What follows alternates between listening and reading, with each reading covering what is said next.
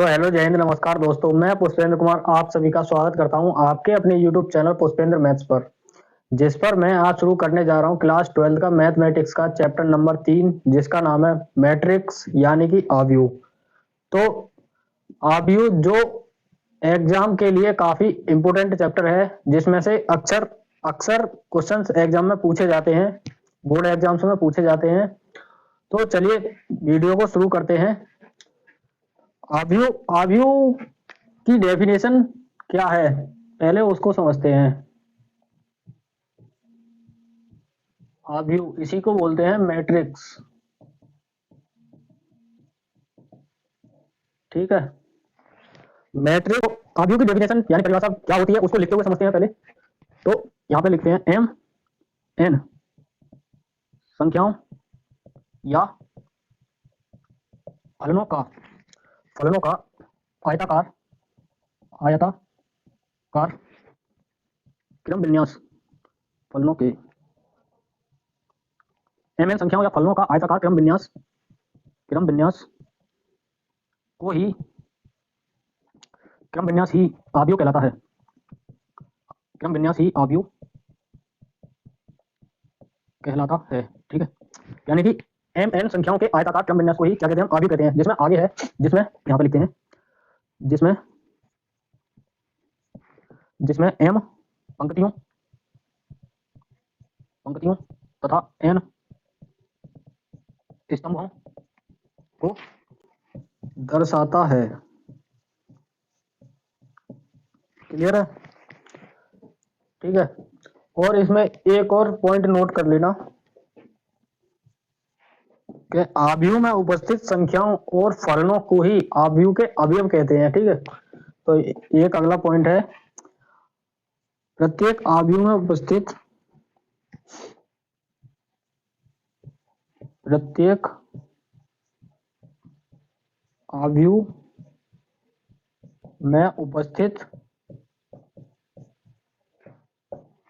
उपस्थित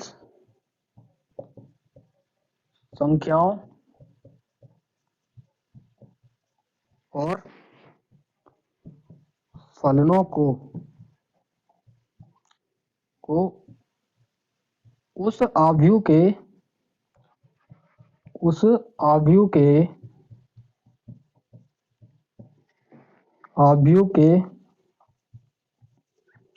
अवयव कहते फलनों को उस आव्यूह के अवयव कहते हैं।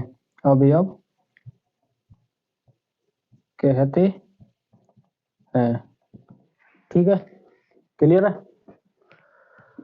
ठीक है, तो चलिए इसी डेफिनेशन को एग्जाम्पल के माध्यम से समझते हैं। ठीक है, तो आव्यूह को एग्जाम्पल के माध्यम से समझते हैं, जिसमें मान लीजिए कोई व्यक्ति है ए नाम का, जिसने कुछ वस्तुएं खरीदी, यानी कि मान लीजिए ए ने कुछ पुस्तक खरीदी। क्या खरीदी? पुस्तक। कितनी पुस्तक खरीदी? मान लीजिए इसने 10 पुस्तकें खरीदी। ठीक है, इसने 10 पुस्तकें खरीदी, तो इस 10 को आयताकार रूप में किस प्रकार से लिखा जाएगा? इस 10 को लिखने के लिए आयताकार रूप में इस प्रकार से, और इसे बड़े कोष्टक के अंदर बंद करके इस प्रकार से आव्यूह के रूप में हम लिख सकते हैं। ठीक है, क्लियर है? चलिए आगे चलते हैं।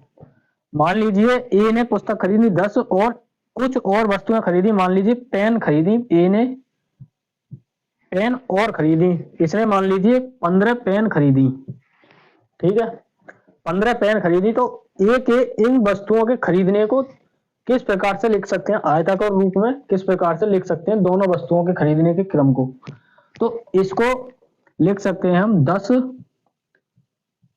और यहाँ 15, और इसको इस तरीके से बड़े कोष्टक के अंदर हम बंद कर देंगे। ठीक है, अब आगे चलते हैं, जिसमें कोई दूसरा व्यक्ति है बी नाम का, इसने भी कुछ पुस्तकें खरीदी और इसने भी कुछ पेन खरीदी। ठीक है, मान लीजिए इसने 8 पुस्तक खरीद ली और 5 पेन खरीद ली। ठीक है, इसके वस्तुओं के जो संग्रह, मतलब इसके बी द्वारा खरीदी गई वस्तुओं का जो आव्यूह बनेगा वो कुछ इस प्रकार बनेगा 8 और 5। ठीक है, अब हमें यह समझना है कि इन दोनों को इन दोनों के द्वारा खरीदी गई वस्तुओं के आव्यूह, वस्तुओं को मिलाकर आव्यूह किस प्रकार से बनेगा। तो यह बनेगा दोनों का आव्यूह, दोनों के द्वारा मिलकर खरीदी गई वस्तुओं का आव्यूह बनेगा हमारा 10 और 15 और 8 और 5। ठीक है, इसको पूरे को बड़े कोष्टक के अंदर इस प्रकार से बंद कर देंगे, जिसमें ये जो है ए के द्वारा वस्तुओं खरीदी गई वस्तुएं हैं और ये जो है बी द्वारा खरीदी गई वस्तुएं हैं। ठीक है, जिसमें ये क्या है, हमारी पुस्तक है, ये पुस्तक है और ये क्या है, हमारी पेन है। ये दोनों के द्वारा खरीदी गई पुस्तकें हैं और ये दोनों के द्वारा खरीदी गई पेन है। ठीक है, अब इस आव्यूह में समझना है कि इसमें ये जो पहली वाली पंक्ति है इसको बोलते हैं पंक्ति, यानी कि हिंदी में बोलते हैं पंक्ति, और इसी को इंग्लिश में बोलते हैं रो। और इसमें ये पहली रो है और ये दूसरी रो है, तो इस प्रकार इसको हम डिनोट कर सकते हैं R1 से। ठीक है, इसको हम R1 से डिनोट कर सकते हैं। इसी प्रकार ये वाली जो लाइन है, ये वाली, ये दूसरी पंक्ति है, तो इस प्रकार इसको हम R2 से डिनोट कर सकते हैं। क्लियर है इतना? ठीक है, अब इसमें एक और समझना बात, इसमें एक बात और समझना, जिस प्रकार से हमने रो को समझा, अब इसी प्रकार से इसमें एक और टर्म होती है, ये वाली लाइन, ये इस प्रकार से और ये दूसरी इस प्रकार से। मतलब ये जो खड़ी वाली जो वस्तुएं हैं, ठीक है, खड़ी वाली यानी कि 8 और 10, ये खड़ी वाली इसको बोलते हैं कॉलम यानी कि स्तंभ, इसको बोलते हैं कॉलम, COLUMN, कॉलम, इसको हिंदी में बोलते हैं स्तंभ। ठीक है, इसको C से डिनोट करते हैं और ये पहली रो है, तो इसको हम C1 से डिनोट करेंगे। ठीक है, तो इस प्रकार इसको हम लिख सकते हैं यहाँ पर C1।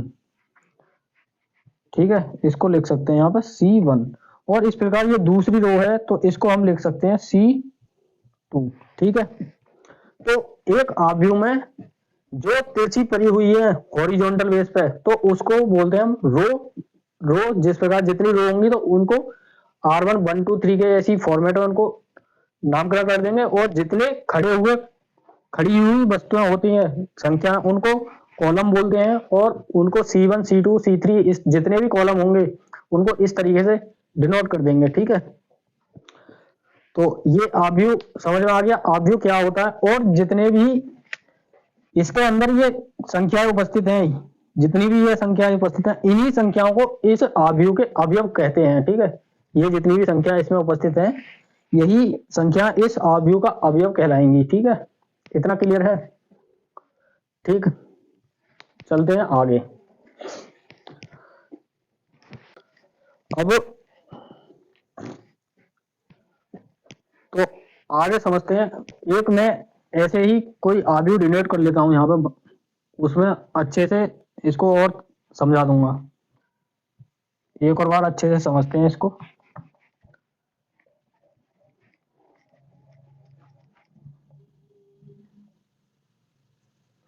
ठीक है, मान लीजिए इसके अंदर 1, 2, 3 A, B, C, X, Y, Z। ठीक है, ये एक आव्यूह है, इसको मैंने समझाने के लिए ही वैसे ही एग्जाम्पल के तौर पर यूज कर रहा हूं। ये एक आव्यूह है जिसमें ये कुछ एलिमेंट है। ठीक है, इसके अवयव उपस्थित हैं, जिसमें जो ये वाली लाइन है, इस वाली पंक्ति को देखना। ठीक है, ये रो है, इसको पंक्ति बोलते हैं, तो इसको हम R1 से डिनोट कर सकते हैं। ठीक है, R1। इसी प्रकार से ये वाली जो पंक्ति है, ये दूसरी पंक्ति है, इसलिए इसे हम R2 से डिनोट कर सकते हैं। और ये तीसरी वाली जो पंक्ति है, ये तीसरी पंक्ति है तो इसलिए हम इसे R3 यानी कि रो 3, इस प्रकार हम रो को जितनी भी रो हैं होंगी आव्यूह में उस प्रकार इस प्रकार से उन्हीं सभी को डिनोट कर सकते हैं, R1 R2 R3 और जितनी भी आगे होंगे R4 R5 ऐसे करके डिनोट कर सकते हैं। क्लियर है इतना? अब और समझना जरा इसमें। अब ये देखना खड़ी हुई लाइन जो भी है इसमें, ये जो खड़ी हुई लाइन है, ये जो खड़ी हुई लाइनें हैं इसमें,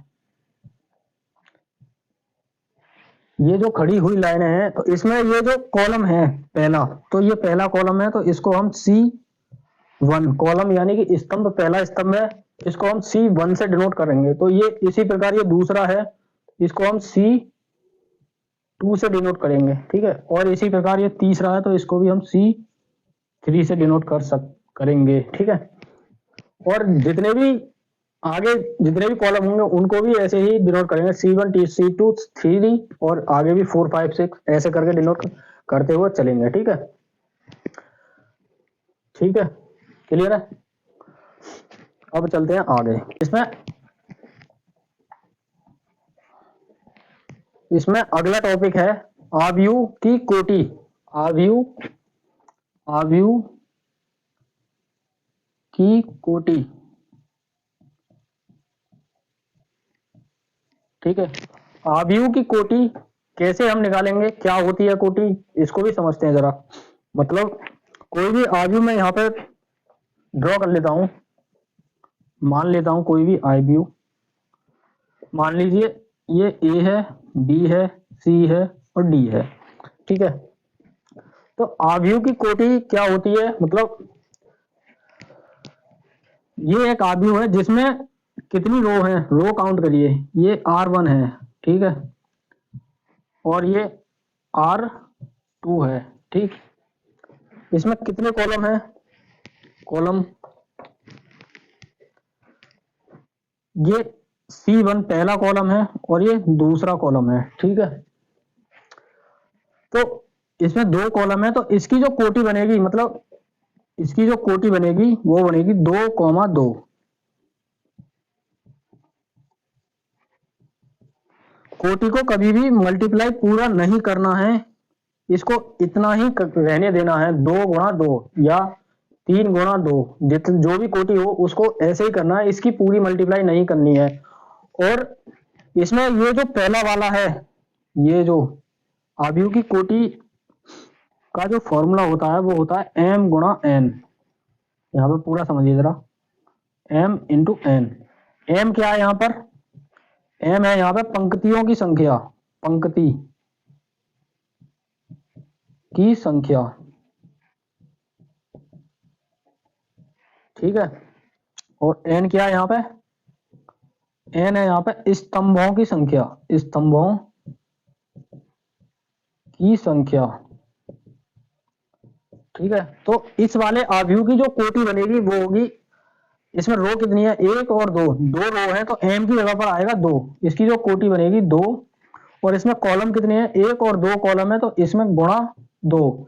अब इसकी जो है पूरी तरह से मल्टीप्लाई गुणा नहीं करनी है, क्योंकि कोटि को हमेशा इसी फॉर्मेट में लिखा जाता है, ठीक है। यदि इसकी पूरी गुणा कर देंगे तो 2 इंटू 2, तो ये जो निकल आएगा ये हमारे इस आव्यूह के अवयवों की संख्या निकली आएगी, ठीक है। तो कितने अवयव हैं इस आव्यूह में, 4, तो 4 गुणा करके 4 आया और इसमें भी अवयव कितने हैं, 4, 1 2 3 4, ठीक है। तो यदि अवयव पूछे, मतलब किसी भी आव्यूह में कितने अवयव हैं तो उसकी कोटि की मल्टीप्लाई करके नहीं है, उसके अवयव निकल जाएंगे, ठीक है। तो यहां पर मैं लिख देता हूं आव्यूह के अवयव, आव्यूह के अवयव बराबर कोटि,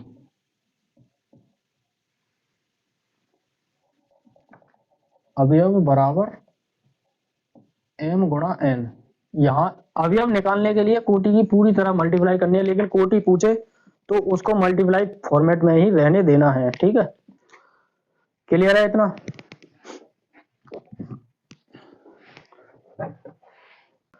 तो अगला टॉपिक है आव्यूह का निरूपण, यानी कि आव्यूह को कैसे निरूपित कर सकते हैं। तो अगला टॉपिक है आव्यूह का निरूपण, यानी कि रिप्रेजेंटेशन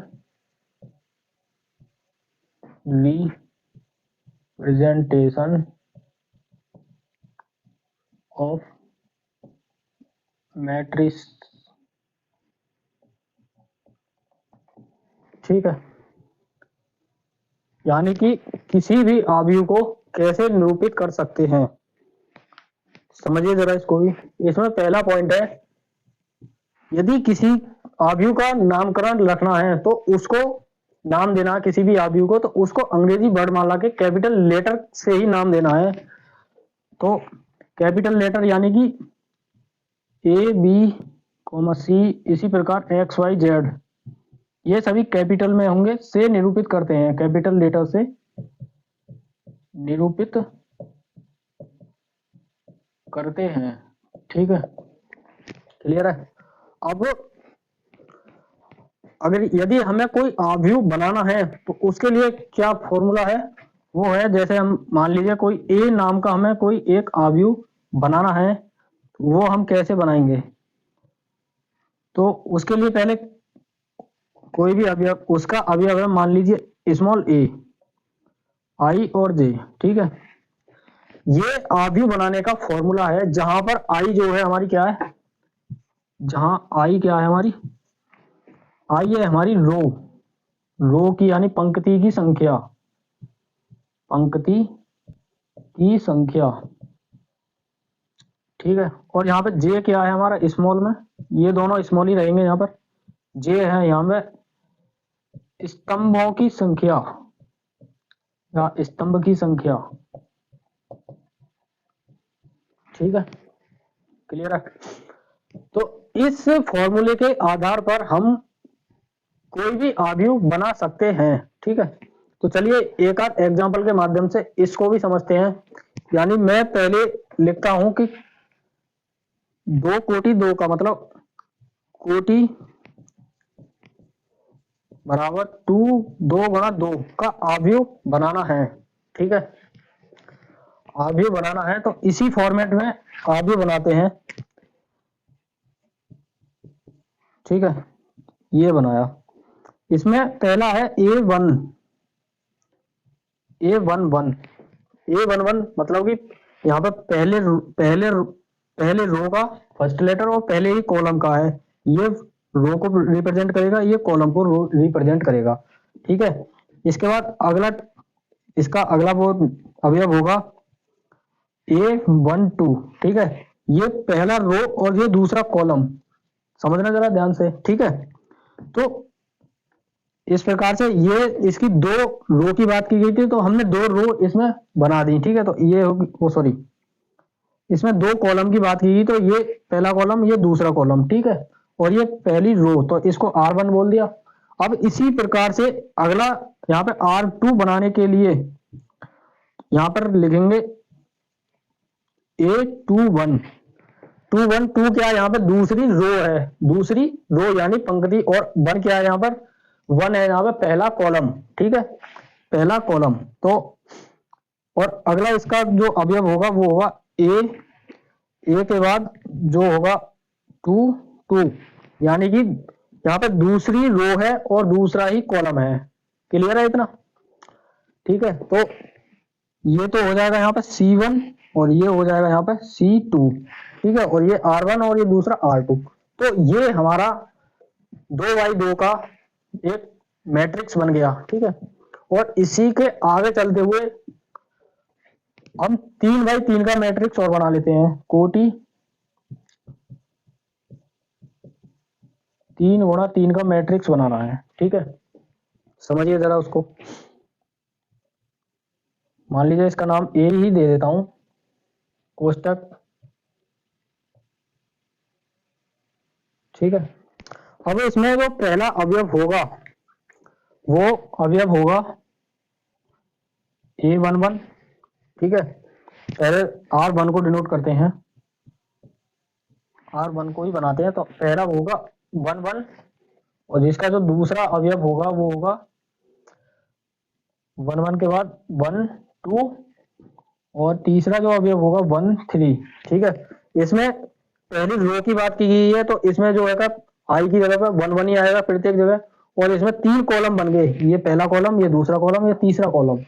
तो इसमें पहले कॉलम के लिए 1, दूसरे कॉलम के लिए 2 और तीसरे कॉलम के लिए 3। ठीक है, इसी प्रकार अब हम R2 बनाएंगे। यहाँ में R2 बनाने के लिए यहाँ पे तो इसका जो अवयव बनेगा 2 1 2 1 यानी कि दूसरी रो फर्स्ट कॉलम, मतलब दूसरी रो पहला कॉलम, और इसका जो अगला अवयव बनेगा A2 2 दूसरी रो दूसरा ही कॉलम। ठीक है, और तीसरा अवयव इसका जो बनेगा दूसरी रो तीसरा कॉलम। क्लियर है। अब इसी प्रकार जो तीसरी रो बनेगी इसकी R3 जो इसकी बनेगी वो होगी A31 A32 A33। क्लियर है। तो ये जो है हमारा 3x3 का कॉलम बन गया, जिसमें 3 ही हमारी क्या है रो है और 3 ही हमारी क्या है पंक्ति है। ठीक है, क्लियर है, क्लियर है। चलिए आगे चलते हैं। मैट्रिक्स निरूपण के क्रम में यदि हमें बनाना हो कोटि, यदि हमें कोटि m क्रॉस n का मैट्रिक्स बनाना है, ठीक है, यदि हमें m क्रॉस n का मैट्रिक्स बनाना है तो हम वो किस प्रकार से बनाएंगे, उसके लिए हम मैट्रिक्स इसको A मान लेते हैं। क्लियर है। और इसी प्रकार से इसको बड़े कोष्टक के अंदर क्लोज करके लिया। इसका जो पहला अवयव बनेगा, पहला अवयव जो बनेगा इसका वो होगा हमारा A11 A12 A13 और इसी तरीके से आगे चलता जाएगा और ये जाएगा A1n तक। ठीक है, A1n तक, मतलब कि समझ रहे जरा इसको। इसमें है पहली रो और पहला ही कॉलम। ठीक है, पहली रो दूसरा कॉलम, तीसरी रो तीसरा पहली रो तीसरा कॉलम। ठीक है, और इसके बाद अगला जो पद होगा, अगला जो इसका अवयव होगा वो होगा पहली रो चौथा कॉलम। इसी क्रम को आगे बढ़ाते हुए चलेंगे तो हम यहां पर जब पहुंचेंगे तो ये होगी पहली रो और n वां कॉलम। ठीक है, पहली रो और n वां कॉलम। क्लियर है। तो इसको R1 नाम दे देता हूं मैं। ठीक है, अब इसी प्रकार से इसका R2 बनाएंगे। R2 यानी दूसरी रो बनाएंगे। ठीक है, तो दूसरी रो बनाने के लिए बनाएंगे इसको A21 यानी दूसरी रो पहला कॉलम, और यहां पर इसी प्रकार 2 2 दूसरी रो दूसरा कॉलम, इसी प्रकार 2 3 दूसरी रो तीसरा कॉलम, इसी डॉट डॉट आगे चलते जाएंगे तो ये होगा हमारा A दूसरी रो और n वां कॉलम। ठीक है, ज्यादा नीचे हो गया, चलो कोई नहीं, इसको यहां लिख देता हूं R2। ठीक है, क्लियर है इतना। R3 यानी तीसरी रो बनाते हैं इसमें A31 तीसरी रो पहला कॉलम, और इसी प्रकार यहाँ पे 3 2 3 3 और इसी प्रकार आगे चलते जाएंगे तो A3n तक, तीसरी रो और n वां कॉलम, तो ये R3 बन जाएगी। ठीक है, अब इसी क्रम को यदि हम कॉलम के अनुसार चलते जाएं तो इसका जो लास्ट में जाके जो बनेगा, यानी कि MRMV कॉलम जो बनेगी वो बनेगी हमारी, मान लीजिए M1 यानी कि M वां पंक्ति और पहला कॉलम। इसी प्रकार M भी पंक्ति और दूसरा कॉलम, इसी प्रकार ये बनेगा MV पंक्ति और तीसरा कॉलम, और इस प्रकार इसका जो लास्ट अवयव बनेगा वो होगा MV पंक्ति और n वां कॉलम। ठीक है, तो इसके ये बन गई R1V column, R1 R2 R3 और RM। ठीक है, ये कॉलम होगी। अब इसमें जो बना, ये बना पहला कॉलम, ये इसको लिख देता हूं C1, ये बना दूसरा कॉलम C2, और ये बना यहाँ पर तीसरा कॉलम C3, और ये बना यहाँ पर CN वां कॉलम। क्लियर है इतना। तो हम इस प्रकार से हम किसी भी आव्यूह को निरूपित यानी कि बना सकते हैं। ठीक है, तो इसके बाद कुछ एग्जाम्पल के माध्यम से हम आव्यूह को बनाना सीखेंगे। इसके कुछ एग्जाम्पल हैं, उसको भी सॉल्व करते हैं और आव्यूह बनाना सीखते हैं। इसका पहला एग्जाम्पल है जिसमें दिया गया है, एक बुक में भी दे रखा है एग्जाम्पल, वहां से पढ़िए ना। यहाँ पे चलो लिख देता हूँ एग्जाम्पल एक। 3 फैक्ट्री हैं, फैक्ट्री जिसमें फर्स्ट, सेकंड और थर्ड। ठीक है, 3 फैक्ट्रियों फर्स्ट, सेकंड, थर्ड में पुरुष तथा महिला कर्मियों की सूचना है। महिला कर्मियों की सूचना पर विचार कीजिए।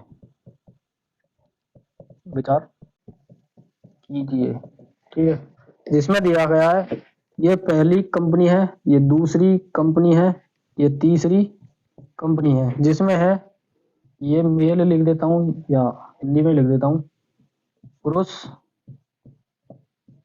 कर्मी, और इधर लिख देता हूँ महिला कर्मी। ठीक है, जिसमें पहली कंपनी में पुरुष कर्मियों की जो संख्या दे रखी है वो है 30, और पहली कंपनी में महिला कर्मियों की जो संख्या है वो है 25। ठीक है, और इसमें दूसरे में पुरुष कर्मी है 25 और महिला है 31, और तीसरे में पुरुष है 27 और महिला है 26। ठीक है, अब इसमें क्या करना है, इसमें बोला है 3/, यानी कोटि, या मैं कोटि यहां पे लिख देता हूं, मैं कोटि 3/2 का, 3/2 के आव्यूह का निर्माण कीजिए। आव्यूह का निर्माण कीजिए, बन जाएगा ये। ठीक है, बन जाएगा तो बनाइए। तो यहाँ पे मैं लिख देता हूं, इसको मैट्रिक्स का नाम दे दिया A, और बनाइए इसमें पहला,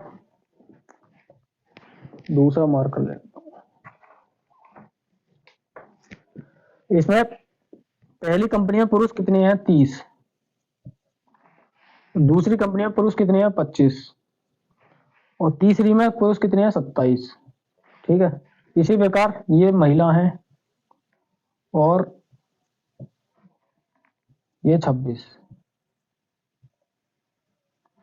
तो ये इसमें 2/3 का मैट्रिक्स बन गया। इसकी जो कोटि होगी वो 2 × 3, यानी कि इसमें 3 तो रो है और 2 क्या है हमारे कॉलम। तो ये क्या है हमारी R1 है, ये R2 है और ये R3 है। इसी प्रकार ये C1 है और ये क्या है हमारा C2 है। ठीक है, तो ये एग्जाम्पल नंबर 1 था जिसमें 3/2 का मैट्रिक्स बनाना था इस वाले डाटा के अनुसार। ठीक है, तो चलते हैं अगले एग्जाम्पल पर, एग्जाम्पल नंबर 2 पर। एग्जाम्पल नंबर 2 जिसमें दिया गया है यदि किसी आव्यूह में 8 अवयव हैं, यानी कि एग्जाम्पल नंबर 2 यहाँ में दिया है, इसमें दिया है यदि किसी आव्यूह में 8 अवयव हैं, 8 अवयव हैं तो इसकी संभव कोटियां, तो इसकी कितनी संभव कोटियां हैं। ठीक है, यानी कि एक आव्यूह है जिसमें टोटल 8 अवयव हैं, तो उसकी संभव कोटियां क्या क्या हो सकती हैं, यानी कोटियों की संभावना पूछ रहा है। ठीक है, तो एग्जाम्पल नंबर 2 जिसमें दिया गया है यदि किसी आव्यूह में 8 अवयव हैं तो उसकी कितनी संभव कोटियां हैं। तो कोटि का जो फॉर्मूला होता है वो होता है कोटि बराबर m × n बराबर 8, यानी कि जो इसकी कोटि होंगी यदि हम उसकी आपस में गुणा कर दें तो उस आव्यूह के टोटल अवयव प्राप्त हो जाते हैं। तो इसके कितने संभव मान हो सकते हैं, तो यदि हम m बराबर 1 रखें और n बराबर 8 रखें तो हमें 8 मिलेगा, 8 है ना 8, तो 8 मिल जाएगा। यदि हम m बराबर 2 रख दें और n बराबर 4 रख दें तो भी हमें 8 प्राप्त होगा। ठीक है, इसी को उल्टा करके लिख सकते हैं, यदि हम m बराबर 4 रख दें और n बराबर 2 रख दें तो भी हमें 8 मिलेगा, और 8 m बराबर 8 रखें और इसके 1 रखें तो भी हमें गुणा करने पर 8 ही प्राप्त होगा। तो ये 4 संभव कोटियां हैं जिनकी मल्टीप्लाई करने पर अवयव, किसी भी मैट्रिक्स का अवयव 8 प्राप्त होगा। ठीक है, तो ये कितनी है, 4 कोटियां संभव है, तो ये वाली कोटियां संभव कोटियां हैं, इनकी संभावना है, कोटियां हैं, कोटियां संभव है। ठीक है, तो ये दूसरा एग्जांपल हो गया, समझ में आ गया अच्छे से। तो चलते हैं अगले एग्जांपल पर। एग्जांपल एग्जांपल नंबर 3 जिसमें दिया गया है एक आव्यूह की रचना कीजिए जिसके अवयव, यानी कि एग्जांपल नंबर 3 समझिए जरा, एक ए बराबर ए आई जे, और इसकी जो कोटि है वो देखिए 3 गुणा 2। ठीक है, आव्यूह आव्यूह की रचना कीजिए, रचना रचना कीजिए जिसके अवयव ए आई जे बराबर 1/2, ये मॉड है जिसमें दे रखा है आई माइनस के 3 जे। ठीक है, को संतुष्ट करें, को संतुष्ट करें। ठीक है, करिए जरा, कोशिश करिए करने की।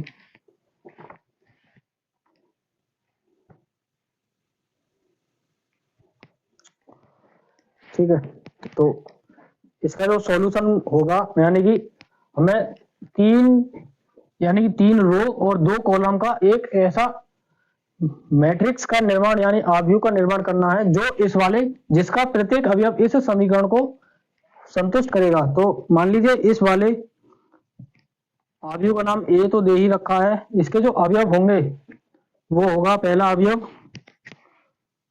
अवयव होगा A11। ठीक है, और दूसरा जो इसका अवयव होगा A12। ठीक है, और यहाँ पर 21 22, यहाँ पर A31 A32। ठीक है, क्लियर है। इसमें रो कितनी हो गई, तो ये वाली होगी R1, ये होगी R3, वो सॉरी R2, और ये होगी यहाँ पे R3, और इसके कॉलम हो गए C1 और C2। यानी कि इस वाले मैट्रिक्स के हमें प्रत्येक अवयव फाइंड करना है। ठीक है, तो इसमें 3 और 2 का मैट्रिक्स ही लेना था, 3 रो होगी और 2 कॉलम हो गए। तो अब इसके अवयव, यहाँ पे इन अवयवों की वैल्यू हमें निकालनी है इस समीकरण के द्वारा। तो निकालिए जरा, तो यहाँ पे A11 की यहाँ पे वैल्यू निकालिए पहले, A11। तो यहाँ पर जो है का, ये जो पहले इसमें ये जो 1 है, ये वाले प्रत्येक, ये प्रत्येक i की वैल्यू है। ठीक है, ये i की वैल्यू है, और जो दूसरा वाला, क्योंकि i ये रो को डिनोट करता है और ये कॉलम को डिनोट करता है, तो इसलिए i जो है हमारी रो को डिनोट करती है और j जो है हमारा कॉलम को डिनोट करता है। तो इस प्रकार यहाँ पे इस वाले समीकरण में यदि हम i की जगह 1 और j की जगह पर 1 लिखेंगे तो A11 की वैल्यू निकल आएगी। तो यहाँ पे सॉल्व करिए जरा, हाफ मॉड 1 की वैल्यू 1, i की जगह पर 1, और माइनस के 3 गुणा j की वैल्यू 1, और ये मॉड 1। ठीक है, तो ये हो जाएगा 1 माइनस 3 एकन 3, और ये मॉड यानी माइनस के 2 मॉड के अंदर।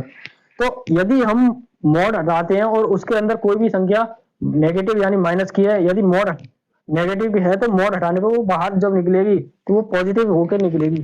तो इसी प्रकार ये माइनस के 2 है, तो जब ये बाहर निकलेगी तो ये प्लस के 2 हो जाएगी।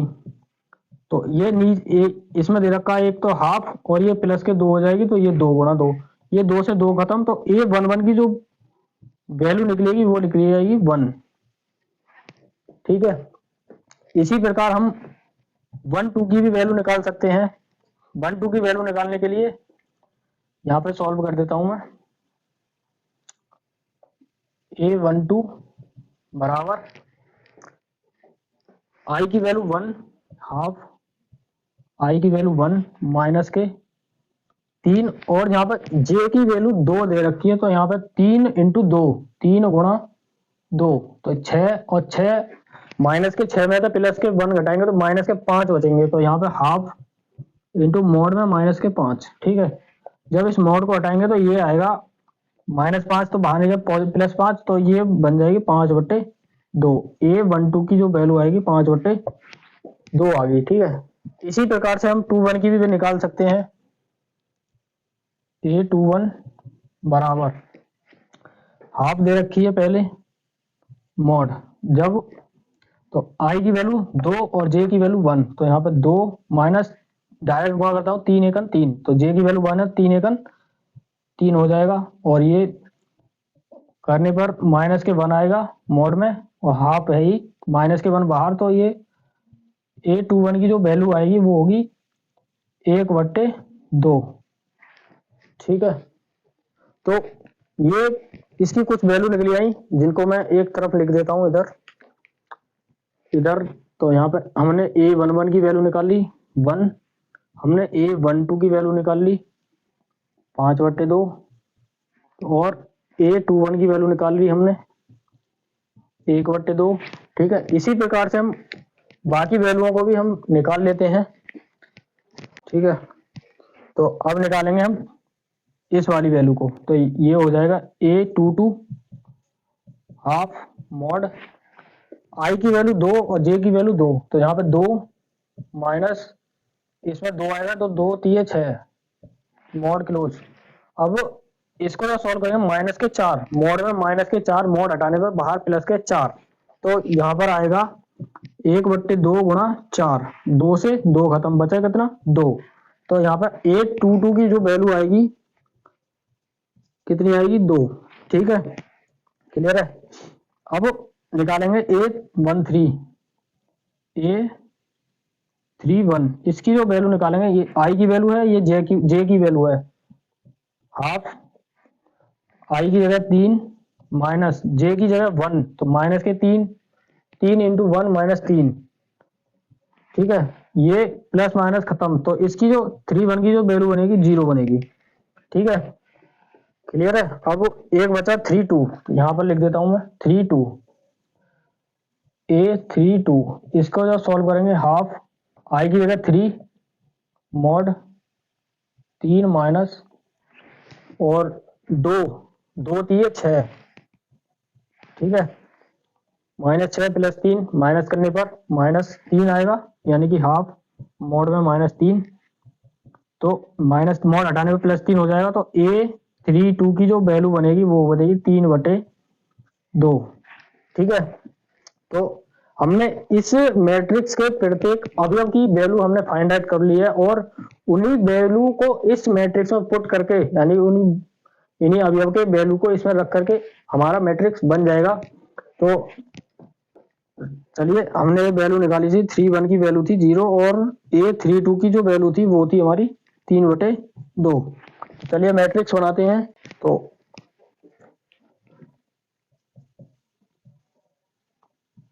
A11 की जो वैल्यू थी 1, और इसके बाद A12 की वैल्यू थी 5/2। ठीक है, और A21 की वैल्यू थी हमारी 1/2, यहाँ पर 1/2, और A22 की वैल्यू 2 थी, तो यहाँ पर 2। A31 की जो वैल्यू है 0, और A32 की वैल्यू है 3/2, तो यहाँ पर 3/2।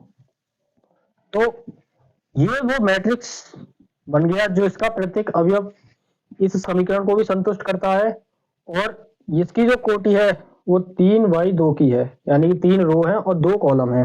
ठीक है, ये समझ में आ गया। तो चलते हैं अगले एग्जाम्पल पर।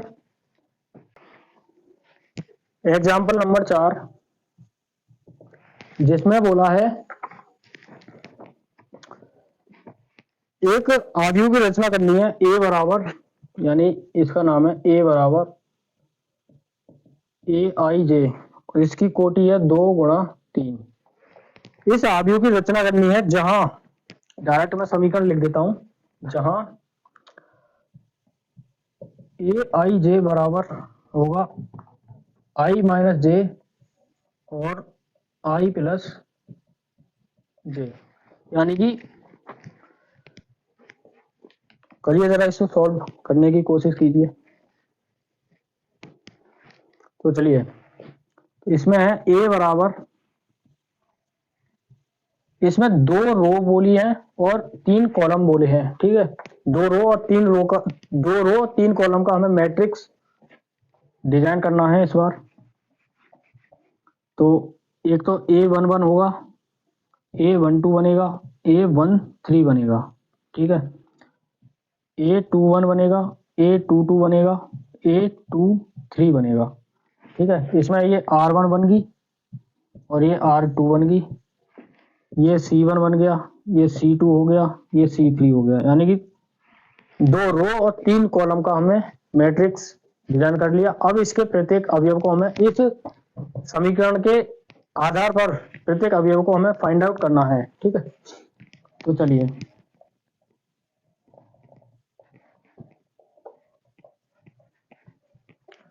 तो इसमें जो है A11 आई की वैल्यू भी 1 है और जे की वैल्यू भी 1 है, तो रखिए इसमें 1 माइनस 1, तो ये 0 हो जाएगा, नीचे 1 प्लस 1, तो A11 की जो वैल्यू बनेगी वो 0 होगी। तो इधर मैं सभी की वैल्यू को लिख लेता हूँ, इसे A11, फिर सभी को एक साथ आबियों में रख के आबियों बना देंगे। A11 की वैल्यू 0, ठीक है। अब A12 तो आई की वैल्यू 1, आई की वैल्यू 1 माइनस जे की वैल्यू 2, और यहाँ पे 1 प्लस, ठीक है, तो ऊपर हो जाएगा माइनस के 1/3, ठीक है, माइनस के 1/3। तो A12 की जो वैल्यू आई वो आएगी 1/3, ठीक है। अब अगला पद है इसका A13 जिसमें आई की वैल्यू 1 है, माइनस के 3 है, 1 प्लस 3, तो ये हो जाएगी माइनस के 2/4, और इसको काटें तो एक माइनस के 1/2, ठीक है। क्लियर है, ठीक है। अब इसकी A21 की वैल्यू निकालिए। A21 की जो वैल्यू है, आई की वैल्यू 2 और जे की वैल्यू 1, तो यहाँ पे 2 माइनस 1 और 2 प्लस 1, तो 2 में से 1/3 हो जाएगा, ये 1/3, ठीक है। अब अगला है A22, A22 आई की वैल्यू भी 2 है और जे की वैल्यू भी 2 है, तो रखिए इसको इस समीकरण में। तो 2 माइनस 2, तो यहाँ पे 2 प्लस 2, तो यहाँ प्लस माइनस खत्म हो गया, ये हो गया 0। A22 की वैल्यू क्या आ गई, 0। अब लास्ट इसका ये अवयव बचा 2, 3, तो इसको भी यहाँ पर लिख देता हूँ A23, थोड़ा गैप देके, तो यहाँ पर A23 बराबर क्या हो जाएगा, आई की वैल्यू 2 और जे की वैल्यू 3, तो आई की वैल्यू 2 माइनस जे की वैल्यू 3/2 प्लस 3, तो ये हो जाएगा माइनस के 1/, माइनस 3 में से 2 गया तो माइनस के 1 बचेगा, और नीचे 3 और 2 5 जुड़ जाएंगे, माइनस के 1/5। तो इन सभी वैल्यूज को इस फॉर्मेट में यहाँ पर रखे तो हमारा अवयव वो अवयव बन जाएगा। तो चलिए रखिए वैल्यू को,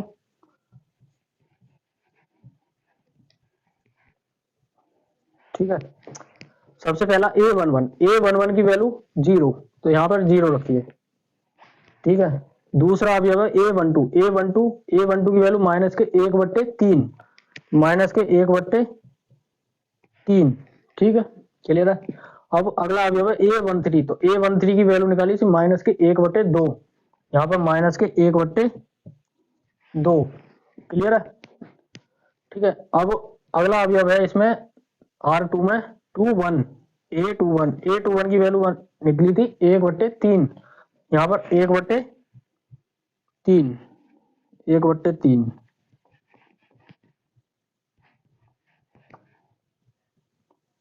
ठीक है, 1/3। और A22 की जो वैल्यू निकली है वो है 0, ठीक है, 0 है, तो यहाँ पर ये इसकी जो क्या होगी 0। अब लास्ट जो A23 की जो वैल्यू निकली थी वो थी माइनस के 1/5, यहाँ पर लिखेंगे माइनस के 1/5, तो ये हमारा वो आव्यूह बन गया जो इस क्वेश्चन में पूछा है। ठीक है, तो आव्यूह का बेसिक इंट्रोडक्शन समझ में आ गया होगा अच्छे से। तो आज के लिए इतना ही, मिलते हैं अगली वीडियो में।